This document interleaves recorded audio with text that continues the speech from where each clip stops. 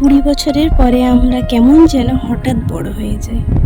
হাওয়ায় ভাসতে থাকা ফুরফুরে জীবনটাই হঠাৎ যেন রেসপন্সিবিলিটি, কমিটমেন্ট, হার্ডওয়ার্ক এমন সব কঠিন কঠিন শব্দগুলো লাগাম লাগিয়ে দেয়। জীবনে ঠিক কি করতে চাইছি এটা বুঝতে বুঝতেই শখের বাক্সে তালা মেরে হাতে তুলে নিতে হয় দায়িত্ববোধের চাবি। বাইরে বেরোতে ইচ্ছে করে না, বন্ধুদের ফোন ধরতেও ইচ্ছে করে না। কেমন যেন সব কিছুর ওপর থেকে হঠাৎ করেই বিশ্বাসটা উঠে যায়। সবসময় শান্তি খোঁজার এক আপ্রাণ চেষ্টা চলে মনে। নির্ঘুম রাতের তারার সাক্ষী থাকে এই গল্পগুলোর। শখের জিনিসগুলোর একটা লম্বা লিস্ট তৈরি হয় মাথায়।